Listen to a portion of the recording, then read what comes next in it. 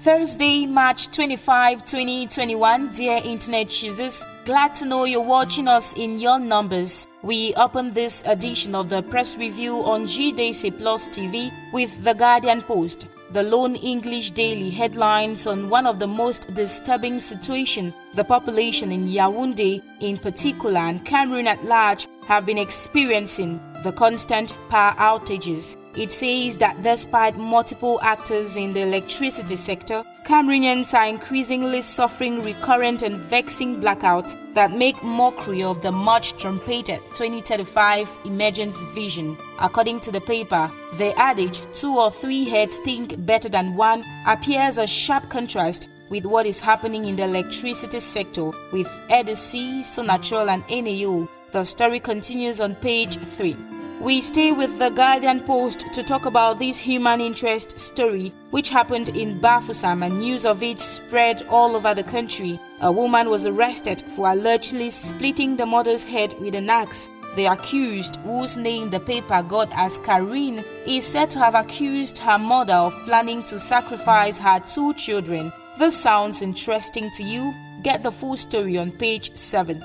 Before we move over to the next paper, let's talk the development of the Cameroonian film industry. The Guardian Post reports that the first Cameroonian film on Netflix, Therapy, airs tomorrow, Friday, March 26. You want to know all on this movie that caught the attention of the multinational American streaming service that offers a wide variety of award-winning TV shows, movies, documentaries, and a lot more? Read page 10 of today's edition of the Guardian Post. The story on Therapy's premiere on Netflix equally finds voice on the Post-Weekender. The paper tells you everything on the movie's crew on page 11. In other news, the Post reports that government has disbursed the sum of francs CFA 120 million as aid to private media organs. The money, which has been slashed by close to half the 2019 aid, will be shared among 105 media organs in the country, that is 95 for the print and 11 for the online press.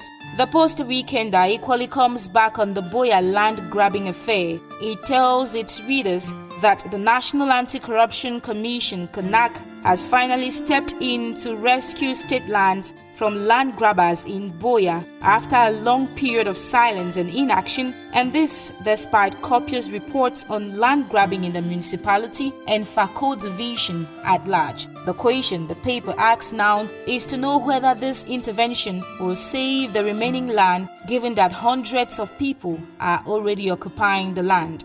And we end this press review with the Horizon newspaper. The bi-weekly tells us that Honorable Malomba leads crusade to curb road accidents in the country. Meeting in their March session, the members of parliament last Tuesday stressed on the need to improve the capacity of road infrastructures so as to prevent accidents. Details on these and more in today's edition of the Horizon newspaper. And that does it for what the papers had to say today. Thank you so much for watching. Our next edition comes up on Monday. In the meantime, subscribe to our channel to enjoy more videos.